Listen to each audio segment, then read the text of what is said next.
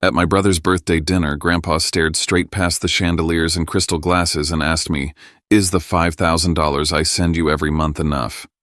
My throat went dry. I blinked and said the only honest thing I could. "Which money?" The room didn't just go quiet, it went lifeless. My mother's fork slipped from her fingers and hit the plate like a gunshot.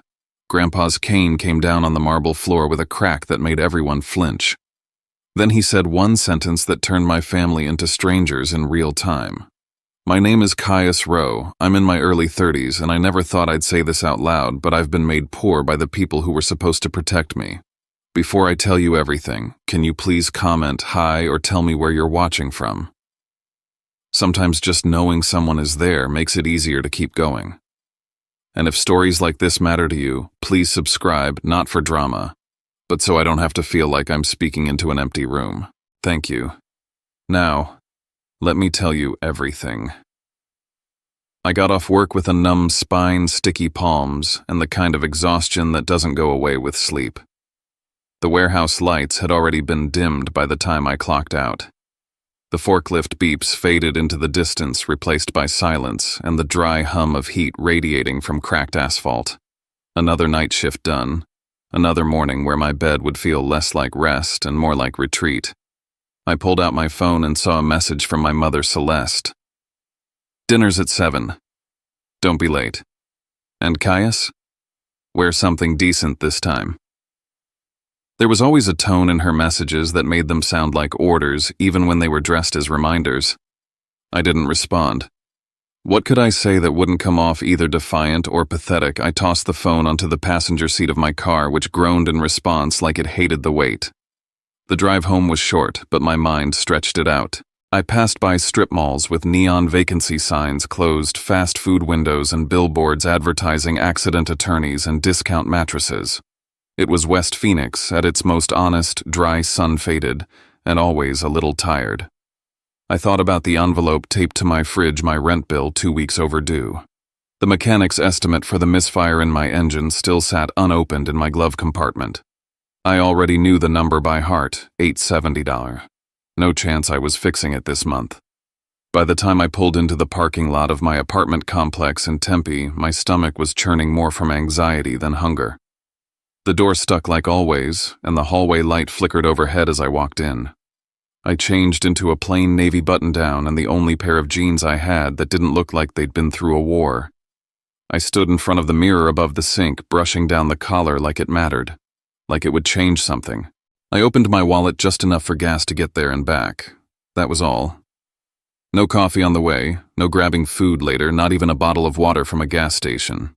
I told myself the same thing I always did before seeing them. Don't ask for anything. Don't argue. Just survive the night. Maybe this time would be different. Maybe this time someone would ask how I've been and actually wait for an answer.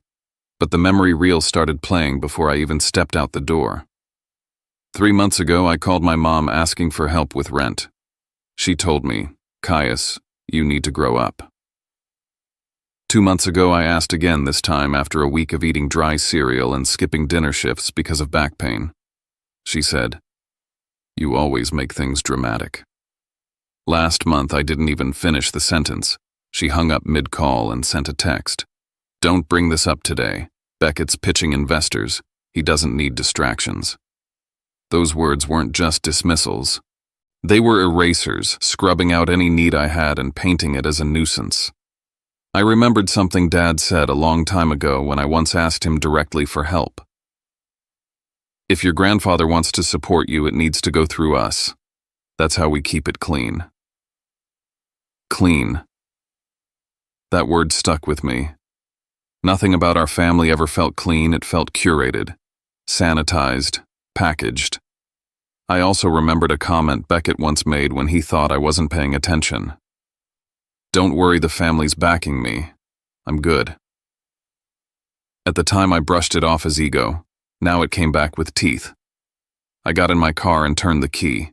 The engine sputtered before catching. I held my breath like that would help, like the car could feel my desperation and respond with mercy. It didn't. The engine rattled all the way down the I-10 like a reminder that even the machines in my life were on their last legs. As I turned into the gated neighborhood of Paradise Valley, the air changed. It always did here. The trees were too symmetrical, the streets too smooth, the homes too sterile to feel real. My family's house was at the far end of the cul-de-sac where the lights glowed warm and gold like a stage ready for the next act. I pulled up and parked across the street, not in the driveway. The message was always the same: don't block the guests. As I stepped out and adjusted my shirt one last time, I caught the scent of grilled steak and aged wine wafting through the air. Familiar, expensive, and never meant for me. I walked toward the door like a man walking into court, knowing the verdict was already written, hoping at most for a lighter sentence. I told myself, just make it through the night. I didn't know that before dessert was served, my entire family's story would split down the middle. Celeste was waiting at the entrance of the dining room like a bouncer guarding a club she didn't think I belonged to. She didn't smile. She didn't hug me. She just looked me over like a disapproving tailor and said, "Caius, sit at the far end, near the kitchen door." She pointed without making eye contact, then turned back toward the room as if placing furniture. I walked past a long mahogany table set with fine china gold-rimmed crystal and silverware so polished it reflected the chandelier light like tiny daggers. At the head of the table sat Beckett, my brother dressed in a tailored navy blazer and smirking like he was the main attraction, which in this house he always was. I didn't expect anyone to stand or greet me. Still, something about walking that stretch to the end of the table while everyone else avoided eye contact made me feel more like a waiter than a guest. As I passed behind Maris Beckett's wife, she leaned slightly without turning her head and whispered, "Don't make a scene this time." Her voice was syrupy as always, sweet but sticky. I didn't answer.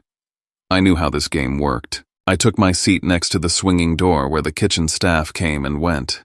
The seat cushion was thinner, like it knew it was meant for someone less important.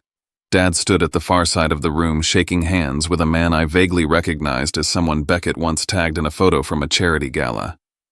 Beckett was already telling a story about how his startup just closed its latest round, raising mid-seven figures. Maris beamed beside him like she'd written the check herself. Mom has always played conductor. She adjusted napkins and candles, moved wine glasses half an inch for symmetry, all while throwing glances around the room to make sure the Rowe family appeared perfectly poised. When everything was arranged just right, she finally gave a satisfied nod, sat down, and smiled at her guests. Maris raised her glass. To Beckett, she said the most successful man in the family.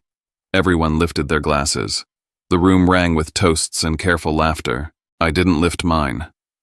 I looked down at the glass of water in front of me and watched the way the light trembled on its surface. Then came the voice I'd almost forgotten could command silence. "Caius," said Aunt Jolene from 2 seats down, the kind of voice that pretended to care but always hunted for something to twist. "How have you been, I heard? Well, someone mentioned you've been a little unstable lately." My fork paused halfway to the plate. I blinked. Unstable. I repeated too softly for anyone but her to hear. She smiled quickly, the kind of expression people use when they've realized they said too much but don't want to admit it. I looked around. No one else seemed surprised. That was when it hit me. This wasn't a stray rumor. This was something circulated, rehearsed. I didn't say anything. Because if I did, they'd say I was being sensitive, dramatic, just like Mom always said. And then came the final twist of the knife. I overheard Dad talking quietly to one of the guests near the wine rack. "Caius. No, he doesn't do well with managing money. Thankfully, we've been keeping things stable for him. It's better that way." He said it like a kindness, like he was protecting me. I wasn't angry in that moment. I was stunned. They weren't just ignoring me. They were rewriting me. Making me into someone who couldn't be trusted with my own life so that if I ever asked for help again, people would already have a reason not to believe I deserved it. I sat back in my chair, feeling my pulse behind my eyes, watching the ice in my glass melt. I couldn't win. If I spoke up, I'd be unstable. If I stayed quiet, I was grateful. They had me boxed in. Then Grandpa Thaddeus walked in. The room straightened itself immediately. Postures lifted. Voices softened. Even Maris sat up a little straighter. Grandpa moved slow, but his presence filled the space faster than any entrance I'd ever seen. His cane tapped once on the floor, echoing like a gavel. He didn't say a word. Not yet. He scanned the table, his eyes resting briefly on each person before landing hard on me. He looked at me longer than anyone else. And then he sat. Silence returned. The kind that comes before something important. After dessert was served, after glasses refilled, he tapped his cane once more. Just once, not loud, but enough. "Caius," he said, steady and clear in front of everyone. My throat tightened. He was about to say something that wasn't part of my mother's script. And for the first time that night, I knew something was coming that might finally break their perfect performance. The room didn't creak. It didn't shift or stir or gasp. It shattered in silence. Grandpa Thaddeus's voice cut through the polished air like a blade. "Is the $5,000 I send you every month enough, Caius?" My brain paused like it tripped on a step that shouldn't be there. The question was so bizarre, so out of place with the wine-poured small talk and half-laughed stories that I didn't even have time to fake a smile. I responded with the only thing that came to me.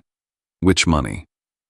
The sound of my mother's fork slipping from her hand and crashing onto her china plate was louder than anything said all night. Someone cleared their throat, a nervous tick that echoed louder than intended. A glass clinked from a tremble. Beckett's grin disappeared instantly. His hand frozen mid-gesture, eyes locked on me like he just realized the script had changed. Grandpa didn't blink. "The money I've sent you every month. Like clockwork. On the first of each month. For over 2 years now." My throat closed, but I made myself speak. "I haven't received a single cent, sir." The weight of that confession flattened the air in the room. I wasn't raising my voice. I wasn't crying. I didn't need to. The silence screamed loud enough. "I've never seen that money. I've never been told to expect it. I work 2 jobs. I eat rice and eggs most nights. My car rattles every morning like it wants to quit. If I had $5,000 a month, don't you think I'd know?" Eyes turned toward me. Some were confused. Others were watching my family, the real show. Because whatever illusion this family had spent years crafting just cracked wide open in front of half of Paradise Valley. Celeste, my mother, recovered first. Of course she did. Well, she said, her voice calm, the way people speak to animals who might bite. "Caius has always been forgetful. He's emotional, prone to these outbursts. You know how artists are." "I'm not an artist, Mom. I meant in temperament, sweetheart," she said quickly. "Sometimes you get overwhelmed." Her tone was honeyed, but her eyes were razor wire. She wasn't explaining. She was spinning, crafting the narrative before it escaped her grasp. "I haven't been overwhelmed," I said slowly. "I've been broke. I've been tired. I've been shut out. But I've never forgotten receiving $5,000 a month because it never happened." Grandpa didn't say a word, but his jaw tightened. That was enough. "I've sent it," he said again, firmer this time. "Direct transfers. Same account, same name. Every month. I have receipts, and I have none," I said. "No bank alerts, no deposits, no sign of any help. Just me and my hands and 30-year-old knees unloading pallets at 3 a.m. Dad spoke then too quickly. "We just thought, well, sometimes you miss things, Caius. We've tried to guide you," but Grandpa raised his hand. The room snapped back into silence. Then slowly he stood. It was a deliberate motion. He leaned on his cane as if making sure the moment couldn't be missed. The thump when it hit the floor echoed like a judge's gavel in a courtroom. No one dared to move.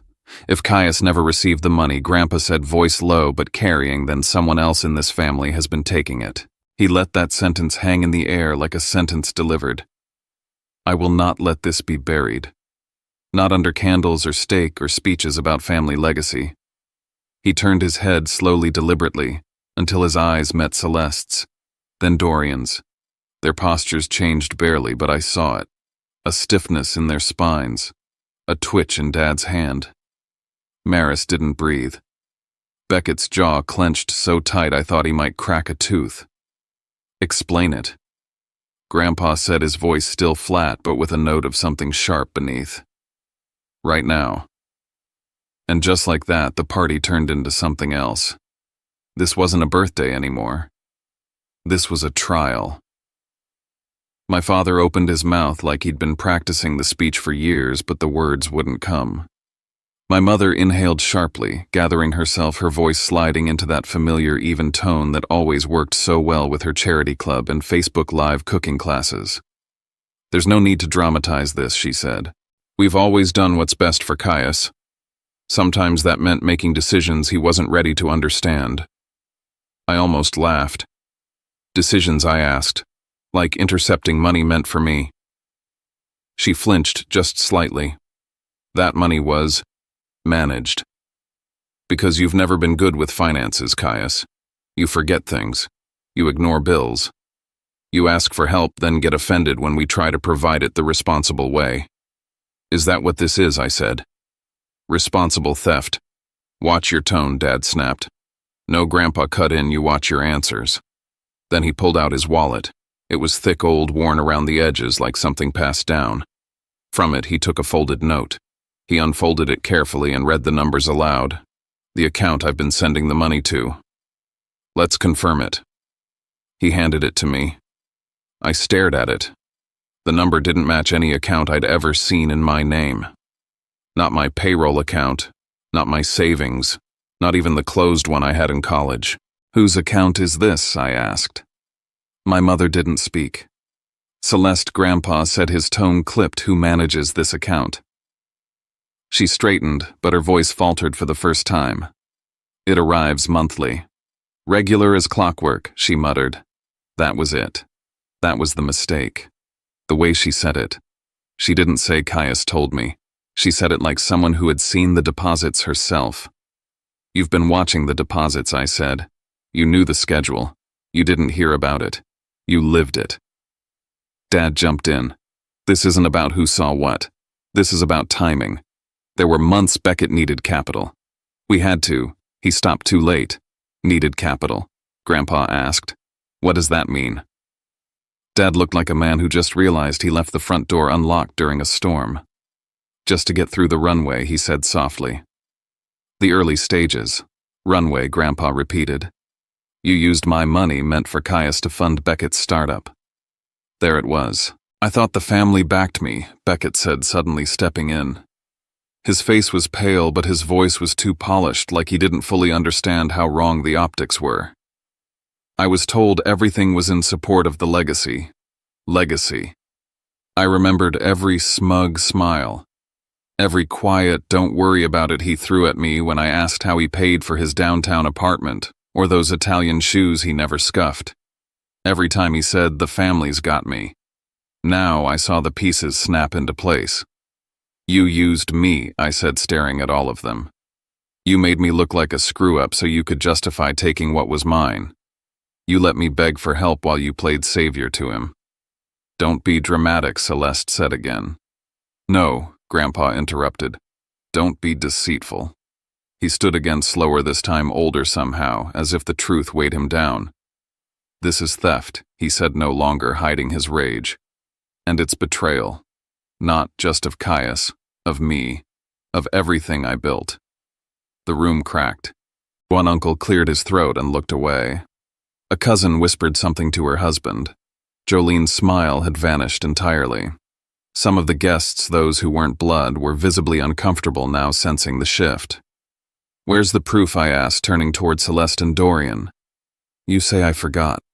Show me the receipts, the bank notices, the emails. We don't keep those on hand, Celeste said quickly. It's all on the desktop in my study. How convenient, I replied. We'll retrieve it, Dorian said. Later. No, Grandpa said. Now. When no one moved, he tapped his cane again. Not gently this time. After this dinner, I'll be calling my attorneys and my bank. Every transfer, every account will be reviewed. And if I find any of you have lied, you'll answer for it. Then he looked at me. Really looked. For the first time, not with pity or doubt, but something bordering on pride. You no longer need anyone's permission to speak the truth, Caius. And I saw it just for a flicker in my mother's eyes, panic, not at being exposed, but at losing the story she worked so hard to control. The night air felt colder than it should have in Phoenix. I stepped out onto the patio, the tension still clinging to my skin like sweat. I didn't realize I'd been holding my breath until the first one came out shaky, shallow. The lights from the house poured through the tall windows behind me, golden and warm. But the warmth stopped at the glass. Inside, the people I called family were staring at each other like strangers. Outside, I stood alone, wondering how long they'd been lying to me. I heard the cane tap before I saw him. Grandpa Thaddeus moved with the slow grace of someone who never wasted motion. He stopped beside me, not speaking right away. The silence between us wasn't awkward, it was charged. It was honest. "I should have checked," he said finally. "You could have called," I said, voice tight. He nodded once heavy with something that looked like regret. "I trusted them. Thought they'd do right by you." I didn't answer. What could I say? I'd spent years thinking the problem was me. Now I realized I was just the excuse they used to build a story that fit their needs. "I'm not asking for an apology," I said. "I just want this to stop happening." He looked at me, then really looked, and said, "I'm not going to fix this with words, Caius. I'll fix it with action."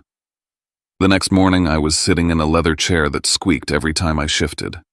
Across from me was Nolan Pierce, a lawyer with salt and pepper hair and a stare that cut through pretense like a blade. Grandpa sat beside me, quiet but alert. He hadn't brought Celeste or Dorian. This meeting wasn't for them. "Bring your ID, your bank info, anything tied to your finances," Grandpa had said over the phone. "We're going to see just how deep this hole goes." I did. What we found started shallow, then dropped into something cavernous. "There's a bank account in your name," Nolan said, sliding a file across the desk. I opened it. There was my name, my social security number, my old college address. But the account number, I'd never seen it. "I've never touched this account," I said. "That's because you couldn't," he said. "It was opened with you as the primary holder, but your mother is listed as co-owner. She has full access. So does your father. How is that legal?" "You were a student at the time. It's legal if they signed as financial guardians or if the bank didn't flag it. You probably never knew it existed." I looked at the printouts. Monthly deposits. Every first of the month. $5,000. And then within 24 hours withdrawals, always nearly the same amount sent to a company account. The company account belonged to Beckett's startup. They hadn't stolen the money once. They'd built a system, a machine, and I'd been the name tag pasted over it. Nolan flipped to another page. "Your grandfather started requesting verification statements every few months. Your parents always responded that you asked for privacy, that you didn't want contact, said you were overwhelmed." "That's not true," I said. "They ghosted me." He handed me a folder. He kept records, handwritten notes. Each time they replied, he logged it. The betrayal sat in my gut like sour milk. They hadn't just redirected the money. They'd rewritten the story of who I was. To my own grandfather. My phone buzzed. It was Aunt Jolene. "I'm sorry," her message read. "I believed them when they said you were unstable. I didn't know they were lying. I'm so sorry." That was the moment it hit me. This wasn't just about theft. It was a narrative war. They painted me as unstable to justify holding power over me. Over the next 2 days, the dominoes started falling. Someone from my mom's country club texted, "Is it true your son's struggling mentally?" Dad got a call from a board he sat on. They asked him to step back temporarily. A reporter reached out anonymously to Beckett's startup asking about personal financing practices. Grandpa wasn't subtle. He held a closed-door meeting with longtime associates, allies, and friends. He told them the truth, not the emotional version, not the spin. Just the data, the account, the withdrawals, the falsehoods. I spent hours at home compiling a timeline. Rent due dates, times I'd texted Mom for help. Her replies, "You need to grow up, Caius. You always make everything dramatic." I matched them to the bank activity. Month after month, the same cycle. I suffered while they redirected money meant for me. And they all looked me in the eye and called me irrational. I downloaded voicemails, saved texts, even dug out an old email exchange where Celeste had scolded me for thinking the world owed me. The more I looked, the more I realized I had let them own the narrative. Not anymore. When I returned to Nolan's office, he reviewed everything and nodded. We have enough to pursue legal action for misappropriation. More than enough to call for restructuring the trust.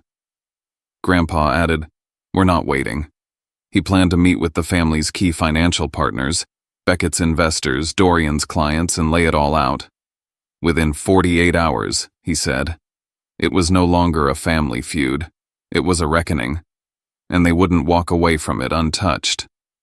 A week later, the calls came like clockwork. First it was Celeste. Multiple voicemails. Her voice danced between fury and fragility. "Caius, please. We need to talk. This isn't how you handle things. We can fix this quietly. You're hurting your father. You're hurting yourself." Then Dad, no pretense, just cold demands. "End this. Now. You're ruining our name. You're making us look like fools." Beckett started his campaign next. He posted cryptic quotes about envy and entitlement on his social media. People in his circle whispered about how I'd come for the money after being left out of the success. Maris posted a video in her kitchen making tea and talking about emotional vampires and families and how some people just want to see you fail. Not once did she say my name. She didn't have to. But the stories weren't sticking. Not this time. Grandpa moved fast. He began meeting with the family's most influential partners. The message was clear: he was correcting an internal error. He shared documents, paper trails, no feelings, just facts. Then came something I didn't expect. A former intern at Beckett's startup reached out to me. He'd overheard Beckett bragging months ago. "Don't worry, man. Family money comes in like clockwork. We're covered." It was enough to destroy the lie that Beckett didn't know. He knew, at least part of it. And he used it. Celeste and Dorian tried one last move. A buyout. "We'll transfer 10 grand to you," Dorian said over the phone. "You tell your grandfather it was all a miscommunication. Everyone wins." I didn't reply. They weren't sorry. They were cornered. Then I got a call from my building manager. "Your mother called. Said you might be having an emotional crisis. That we should keep an eye on you. They were trying to discredit me. If the story couldn't be stopped, it could be smeared, erased, drowned in doubt." Nolan didn't flinch. "They're trying to shake your credibility. That means we're close." Grandpa made the next move. He froze all access Celeste and Dorian had to any account with my name on it. He established a new trust under legal supervision with me as sole beneficiary. "I should have done this sooner," he said. Then he called for a family meeting. We gathered in his study. Me, Grandpa, Celeste, Dorian, Beckett, no one else. Dad looked exhausted. He leaned forward, resting his elbows on his knees.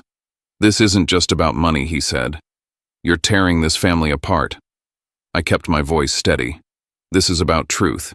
You didn't tear the family apart when you took what wasn't yours." Celeste's eyes were red. She tried the guilt again. "You're not a victim, Caius. You're our son." I laid out the timeline. The missed rent, the ignored messages, the deposits they took, the withdrawals, the voice messages, the quotes, the proof. Beckett tried too. "We're brothers. We're not equals," I said. "Not in your eyes. I was just a shell account to you." They had no answer. That week, a major investor pulled out from Beckett's company, citing concerns over financial ethics. My father was quietly asked to resign from a charitable board. My mother stopped being tagged in brunch photos. It was happening, and then Grandpa said it. "I've rewritten the will. In 24 hours, it's official. The assets will be restructured. The beneficiaries adjusted. Caius, you'll receive what you should have had. The rest gone." No one spoke. No one moved. There was no going back now. The meeting room was too quiet, too cold. Everything about it felt like judgment. I sat at the end of a polished glass table in Nolan Pierce's downtown office, my palms flat against my thighs. Across from me, my grandfather Thaddeus looked composed, bordering on regal, his spine straight. Despite his age, his gaze sharp. A stack of legal folders lay unopened in front of him. He hadn't spoken much since we walked in. He didn't have to. Nolan handled the logistics, laying out the documentation with the precision of a surgeon preparing for a delicate operation. Today, Nolan began flipping open the top folder, is not a reconciliation. It's a reallocation of control. I nodded. I was ready. More ready than I had ever been. My ID was photocopied, the banking credentials updated. Nolan slid a sleek new debit card across the table. It gleamed under the overhead lights like a ceremonial sword. From this point forward, he said, you are the sole legal operator of all financial instruments previously allocated in your name. No one else has access, not even as co-signers. My chest loosened. It was the first breath I'd taken in years that didn't feel like it came with strings. The door opened. Celeste, Dorian, and Beckett entered together as if the three of them still believed that arriving in formation meant strength. Beckett wore a suit that looked freshly tailored. My mother had pearls around her neck. My father adjusted his cufflinks like he was headed to a gala, not a reckoning. "What is this, Thaddeus?" my mother asked, her voice light but brittle. Grandfather didn't answer immediately. Nolan did. "We are restructuring Mr. Caius Rowe's financial standing and protections pursuant to new evidence." "This is absurd," Beckett said, laughing once. "You really think he's capable of managing that money?" I didn't flinch. "I thought you said you never touched it," I said quietly. Beckett opened his mouth, then closed it. Nolan tapped the folder. "Shall we begin?" The presentation started with bank records. Page after page showing $5,000 deposits on the first of every month consistently for 28 months. All of it sent by Thaddeus. All of it withdrawn or redirected within 24 hours. Most marked for startup operational needs or seed capital. Names tied to Beckett, accounts tied to my parents. These accounts were opened under Mr. Caius Rowe's name, Nolan continued. However, dual authorization was granted to Dorian and Celeste Rowe.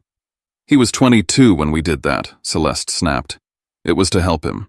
But he never had access, not once." My father's mouth twitched. "We just needed it to help Beckett's runway," he said. "It wasn't supposed to be forever. Forever. You mean while I was nearly evicted 3 times, while I ate canned beans for dinner and borrowed money to fix my brakes?" They had no answer.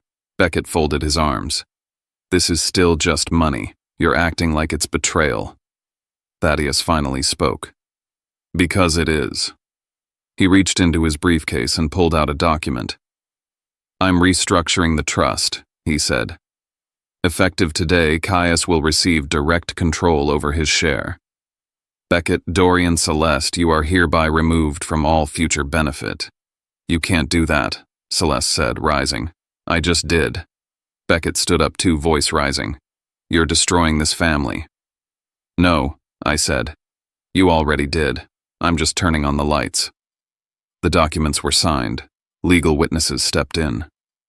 Nolan handed me a folder marked with my name. "Your accounts, your investments, your authority. You answer to no one."